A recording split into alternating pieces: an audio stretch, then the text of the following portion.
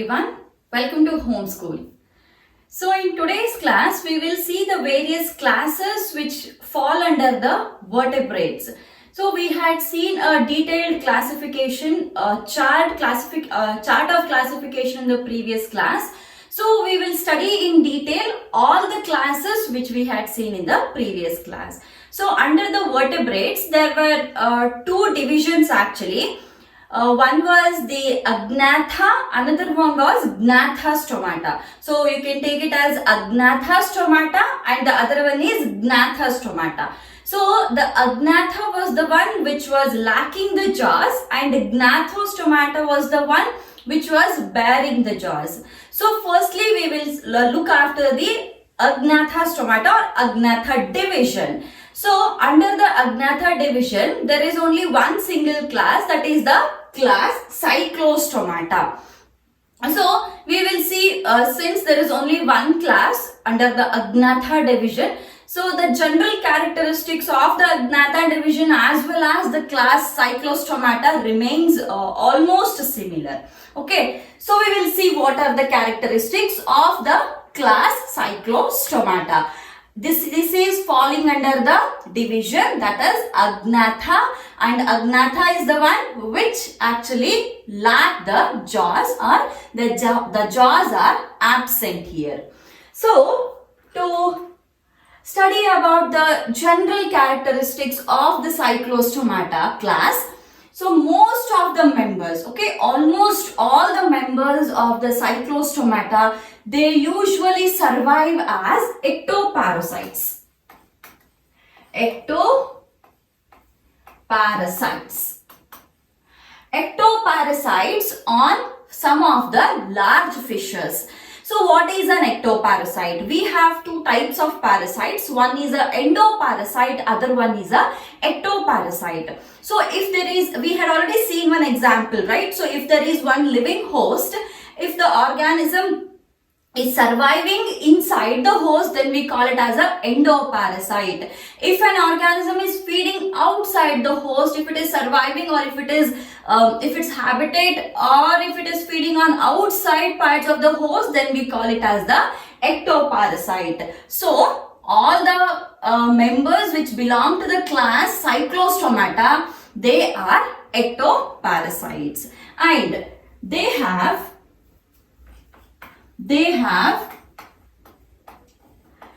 elongated body, right? They have a elongated body which usually bears the pairs of gill slits. We will write it first. So they have a elongated body and they have some 6 to 15 pairs of gill slits for respiration.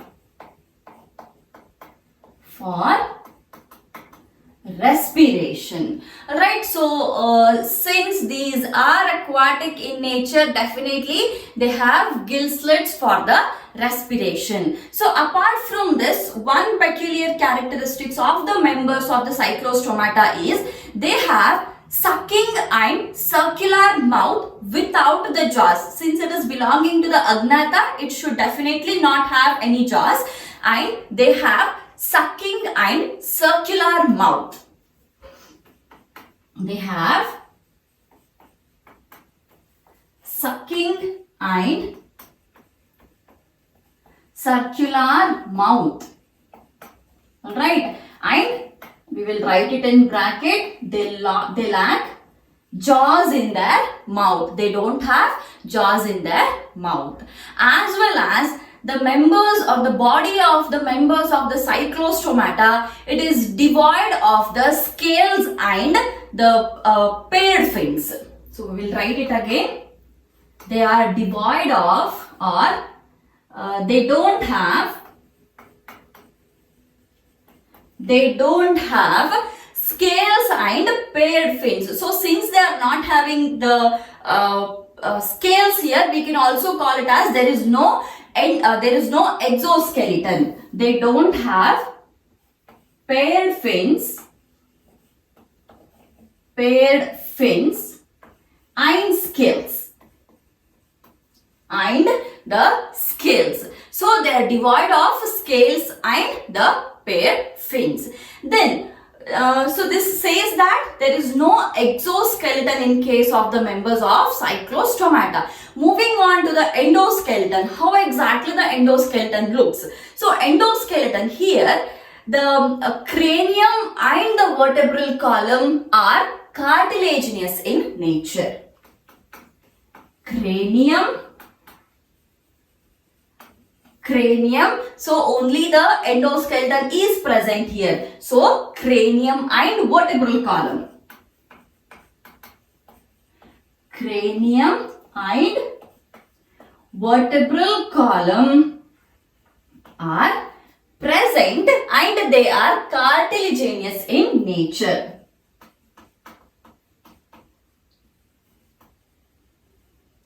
And cartilaginous. So the endoskeleton is present. How about the circulatory system? So for the digestive system, we have seen that there is sucking and circular mouth. So that is for the digestion. So for the respiration, we have seen it has 6 to 15 pairs of the gill slits. And how about the circulation? So for the circulation is usually closed type. So we'll write it. Circulatory system is closed type. It is closed type. And how exactly like the heart is present, or what is the nature of the heart, that we will see when we draw the diagram. And usually they are marine. See, though they are aquatic, most of them are marine, and usually freshwater members of Cyclostomata are very rare. So most of them are marine only. But again, there is one characteristic which you have to remember here.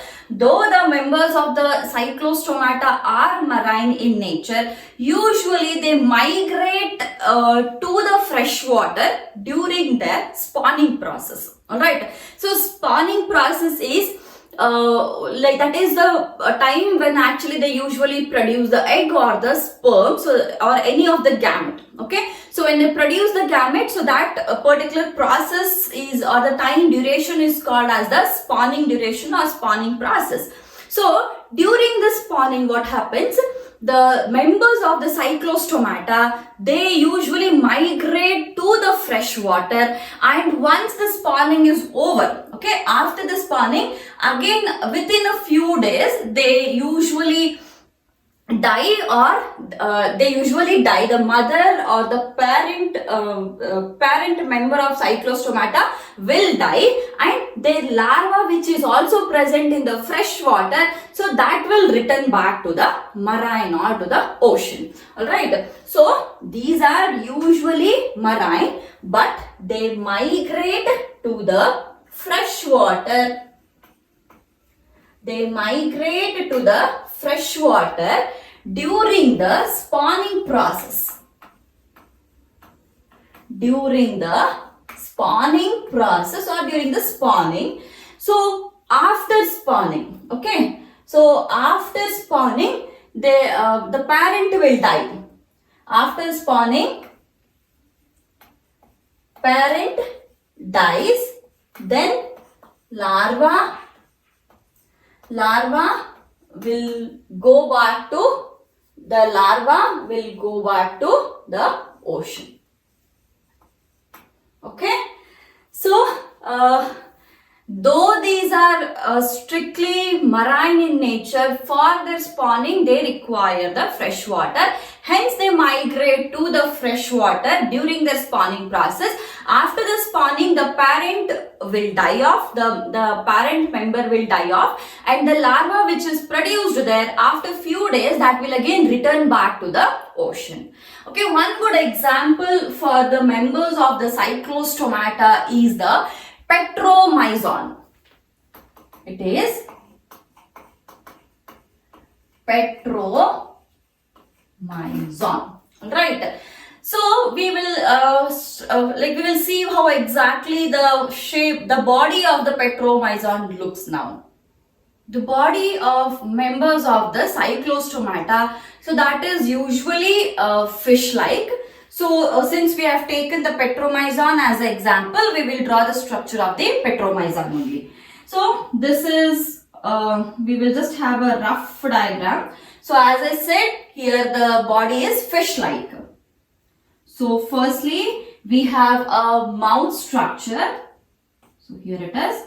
And then, so here we don't have any paired fins here. So no paired fins. So we are just drawing it this way. So, and we also have gill slits here. So we will show a couple of gill slits. So this is how you have to draw. Now here we have one nostril which is present here. So this is a nostril and there is only one single nostril. So after the nostril there is one eye here. This is the eye. So one nostril and one eye. So now moving on to the gill slits. So here how it is. So it is like this. So exactly here. So after we see the eye, so here we will just extend it and then we will draw it. Okay. So 1, 2, 3, 4, 5, 6. So at least we will show some 6 because there are 6 to 15 gill slits. So these are gill slits. So after the gill slits, now, so we will move on to the upper part now. So here we see some fin-like structures, but these are not the paired fins. So we have one particular fin, and then we have second fin, and then so here this ends into a tail-like structure. So something like this, a sharp tail-like structure. And here we have one more fin-like structure which comes like this. So these two are usually called as the dorsal fins and these are not the paired fins. So we will name them.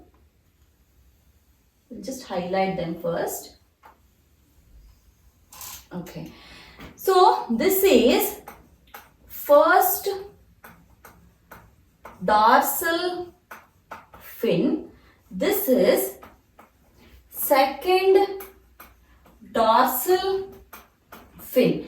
And moving on to this particular fin wherein we see this tail-like structure, this is called as the caudal fin. This is called as caudal fin or the tail fin. So here what exactly is present, we don't have any scales to show here on the upper body because there is no exoskeleton, so they don't have scales here. So only they have the endoskeleton, so which is cartilaginous in nature. And moving on to the the sexual dimorphism. So the members of the cyclostomata, these are not hermaphrodites. Hermaphrodite is the one wherein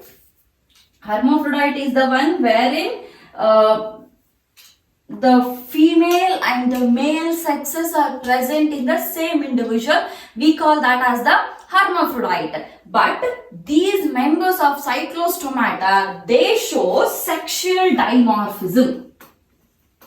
They show sexual dimorphism. What exactly is sexual dimorphism? That is, the male fishes and the female fishes are different in case of the members of cyclostomata, or in particular we are speaking about the member petromyzon or the example petromyzon. So all the members of the cyclostomata, they show sexual dimorphism.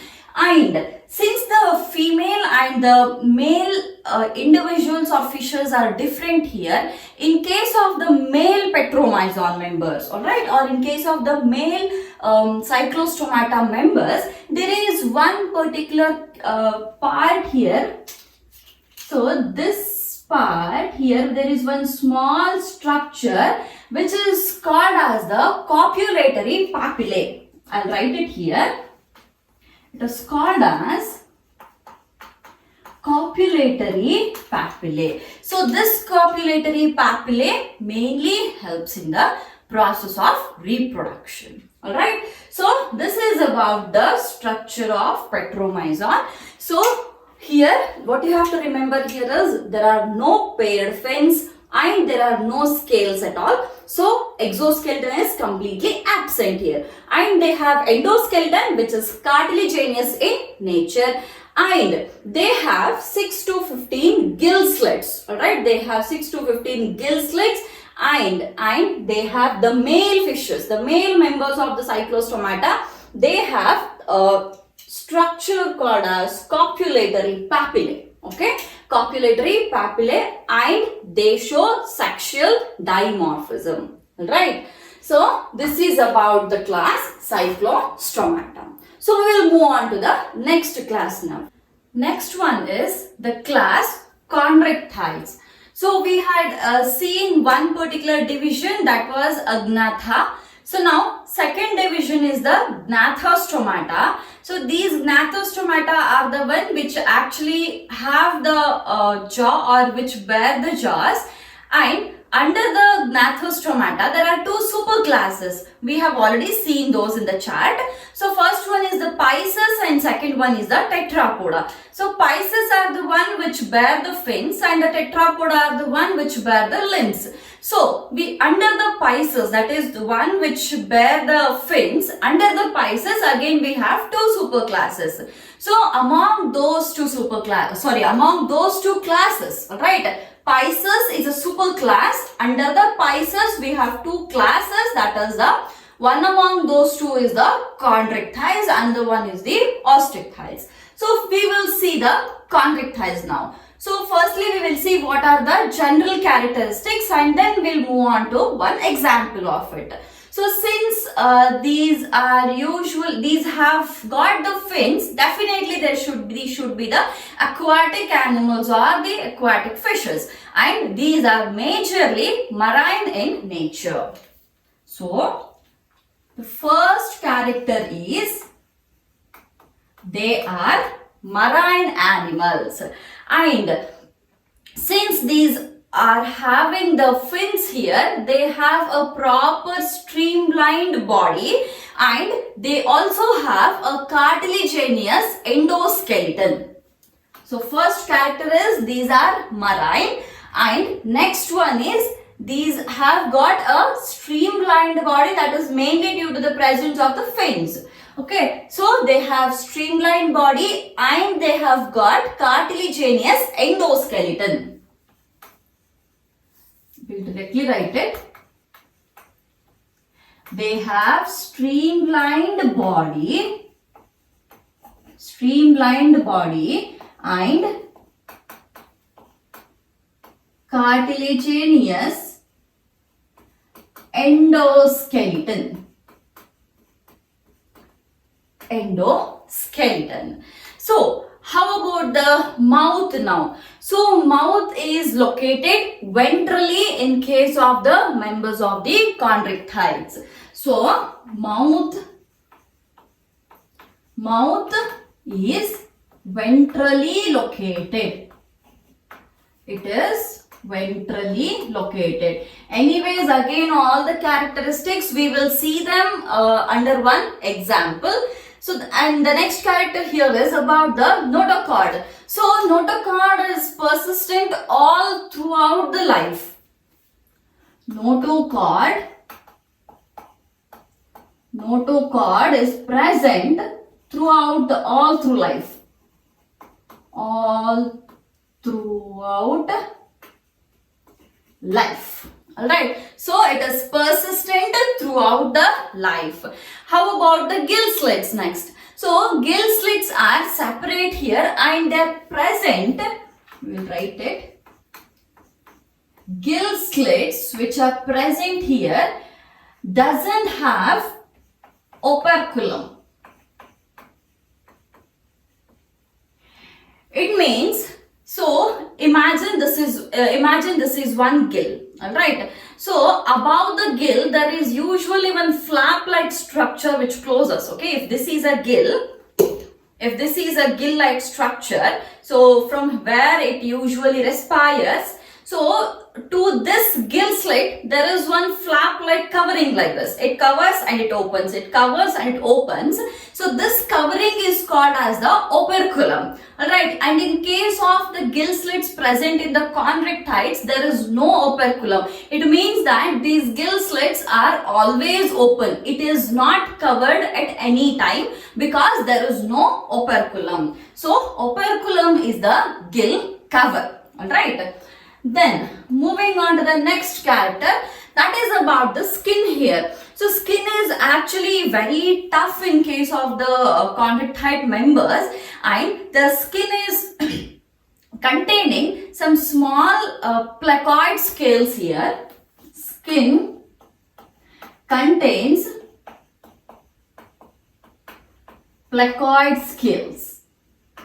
Skin is, due to the presence of the placoid scales, the skin actually becomes very tough in case of the members of the chondrichthytes, and the teeth which are present here in the members of the chondrichthytes, we know that these are all the jaw bearing members. So the teeth which are present in case of the chondrichthytes, these are also the modified placoid scales. Teeth are modified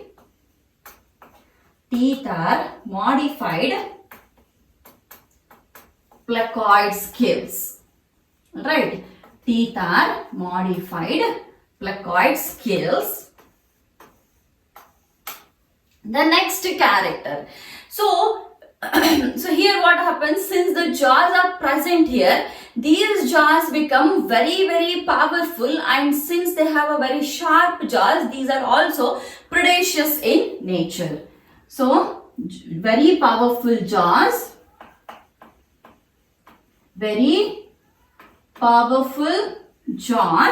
and these are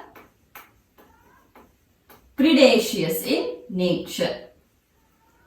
These are predaceous in nature. And since there is no air bladder present in the members of the chondrichthytes, there is no air bladder.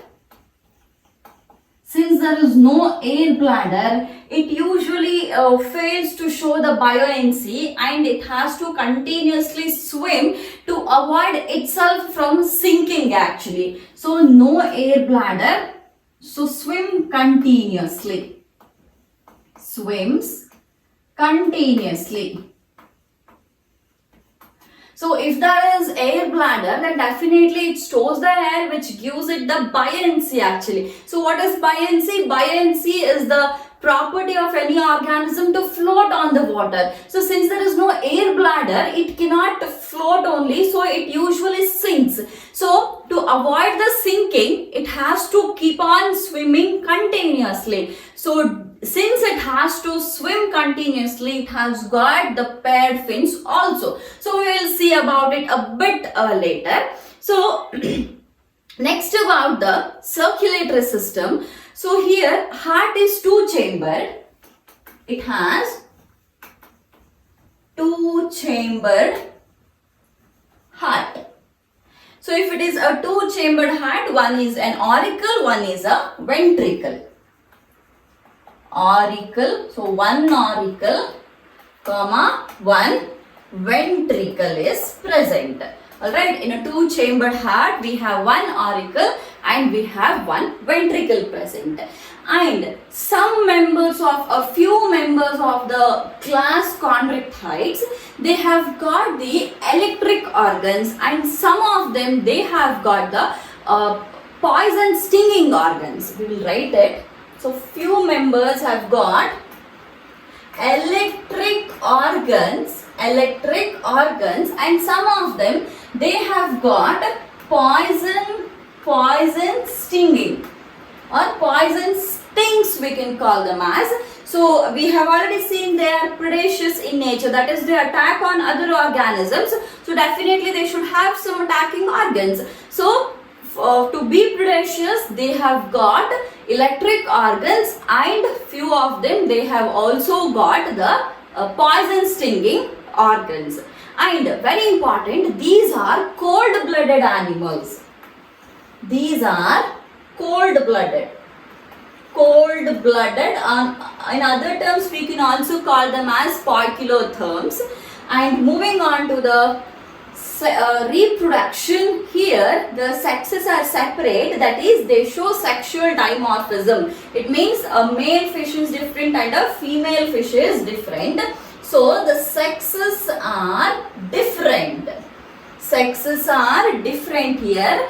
And in case of the males, especially in case of the males, so the male usually they have got the claspers in the pelvic fins. Alright, in the males there are claspers.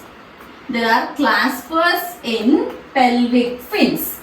There are claspers in pelvic fins. So how about their development as well as fertilization? So the fertilization is usually the internal fertilization. It is internal fertilization, and very important which you have to remember here is the many of them are viviparous in nature. They are viviparous in nature. Right? They are viviparous in nature. And another important thing about the fins here. Alright, so what are the types of fins which are present and which are not present? So we get to see two types of fins. One is a paired type of fin, other one is a unpaired type of fin. So about the paired fins. Firstly about the paired fins, which are the type of the paired fins present in case of the members of the Chondrichthyes. Paired fins which are present here is pectoral fins and the pelvic fins. Pectoral fins and the pelvic fins. So these two are the paired fins which are present. Moving on to the unpaired fins. Unpaired fins, we have dorsal fins, ventral fins and caudal fins. We have dorsal fins, ventral fins and caudal fins as the unpaired fins. So paired fins we have pectoral fins and the pelvic fins. In case of the unpaired fins we have dorsal fins, ventral fins and the caudal fins. So again we will draw the structure of any of the member of the Chondrichthyes, and we will see how exactly the fins are present and its structure. The examples for the members of the class Chondrichthyes is Scoliodon and Pristis. But anyways, that since the body shape and the characteristics of both will remain same, so we will draw again. It is a fish-like structure. So we have one body like this. So what you have to remember here is, so they have got both paired as well as the unpaired fins. So they have a very good streamlined body present like this. Alright, a very good streamlined body. And here we have a ventrally located mouth is present. And then we have a eye-like structure, and here also there are gill slits present. So we shall show few of them. Alright, so gill slits are present, and then since we have seen that they have got the paired and the unpaired fins. So we will show the fins here. So a first fin and then a smaller fin, or we will just drag it till here and we'll cut it off.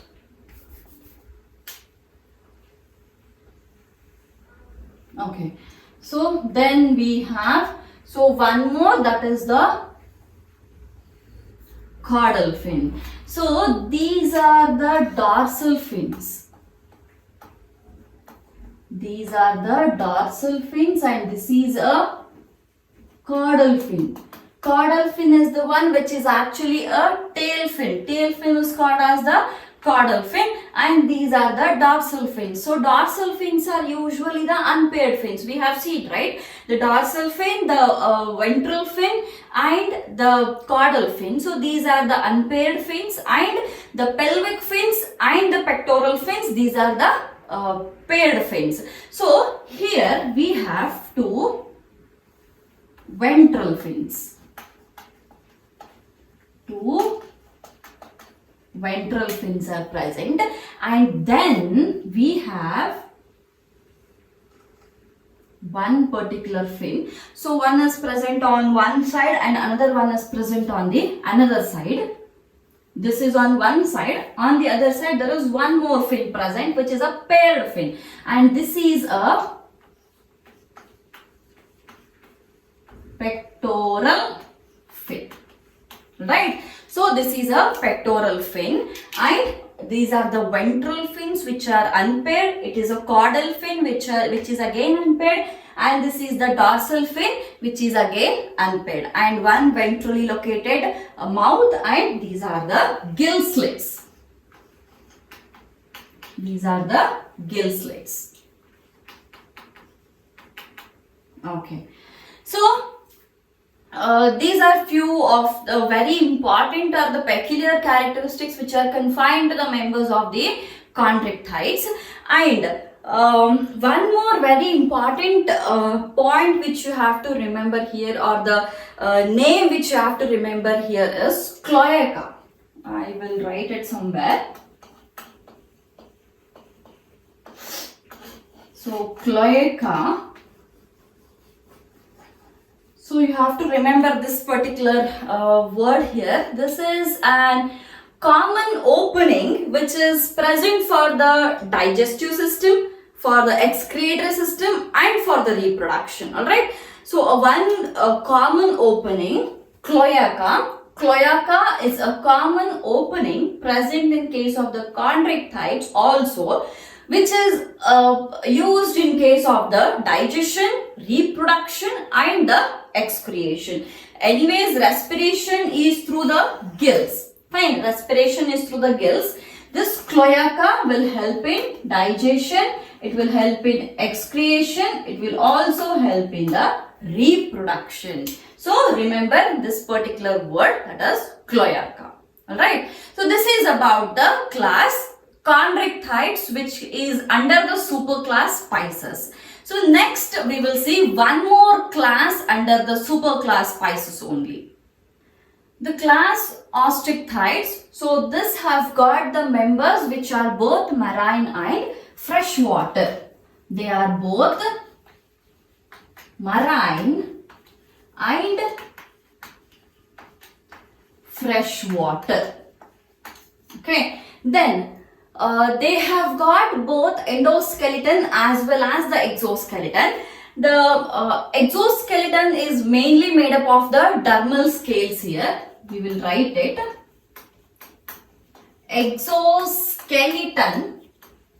It is mainly consisting of the dermal scales. And the endoskeleton. Endoskeleton is a bony endoskeleton. Alright, endoskeleton is bony endoskeleton here. And moving on to the skin. So skin is covered with a kind of cycloid or a kind of ctenoid scales. Write it. Skin is covered with skin is covered with cycloid or the ctenoid scales. Cycloid or ctenoid scales. So these scales will make up the exoskeleton actually, and the endoskeleton is it is usually bony in nature. Moving on to the fins here. Again we see paired fins and unpaired fins. So in case of paired fins,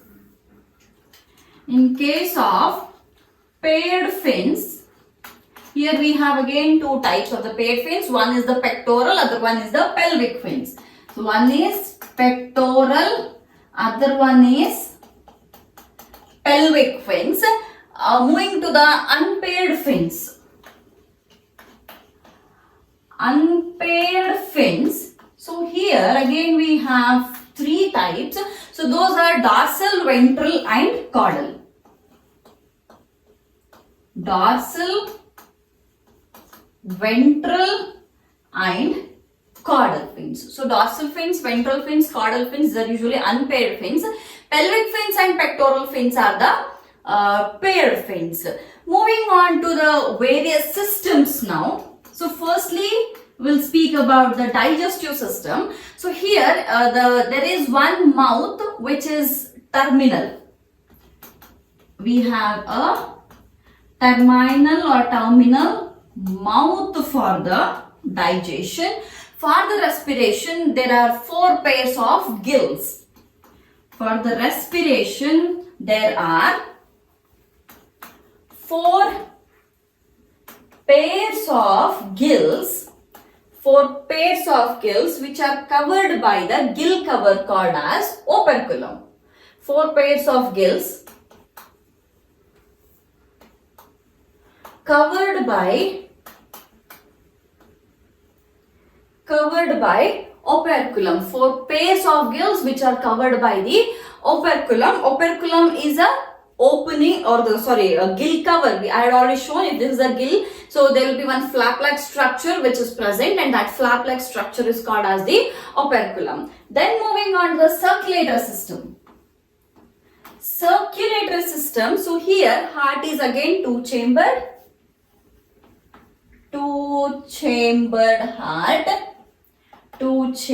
heart, that is one auricle and one ventricle. One auricle and then one ventricle. And there is an air bladder present here. So previously we had seen that there was no air bladder. Air bladder is present. Since the air bladder is present, it regulates the buoyancy and it can easily float on the water surface. Previously, since there was no air bladder, there was no regulation of the buoyancy, and hence it was actually sinking. To avoid the sinking, it was supposed to swim continuously. So here there is no such requirement of continuous swimming because they have got the air bladder and it regulates the buoyancy. And these are also the cold-blooded. These are also cold-blooded animals. Then moving on to the reproduction here, they also show sexual dimorphism. It means the male and female fishes are separate. They show sexual dimorphism, and the fertilization here is external. And external fertilization. Alright, external fertilization, and these are oviparous in nature. These are oviparous. These are oviparous in nature, and they usually have direct development. they have direct development. So since they are oviparous, they usually show a direct mode of development. Alright. So this is about a few important or general characteristics of the members of the Osteichthyes. So very simple class actually. So to quote few examples, hippocampus and cutla are very good examples to be taken under the Osteichthyes. Hippocampus is nothing but a seahorse. Alright. So so there are no much very peculiar characteristics to be drawn in the diagram. We have already seen it in the Chondrichthyes. So this is about the class Osteichthyes. Alright. So we have completed two classes under the superclass Pisces now. So another superclass Tetrapoda is present, under which again 4 classes are present. So in the next video, we will take up those 4 classes which are being placed under the superclass Tetrapoda. So Tetrapoda and the Pisces, these are the 2 superclasses under the division Gnathostomata. Gnathostomata is the one which bears the jaws. Under the Gnathostomata, we have 2 superclasses. Gnathostomata is a division, and 2 superclasses are Pisces and the Tetrapoda. Pisces is the one which have got the fins. Under the Pisces, we have seen 2 classes here. That is, the one is the Chondrichthyes, the one is the Osteichthyes. So these 2 are the one which bear the fins. Another class, that is Tetrapoda, which bear the limbs now. So under that again there are 4 classes. So those 4 classes we will see it in the next video. Alright. So by this we will wind up the video, we'll stop the video, and again I'll meet you in the next class. So till then, keep watching the videos.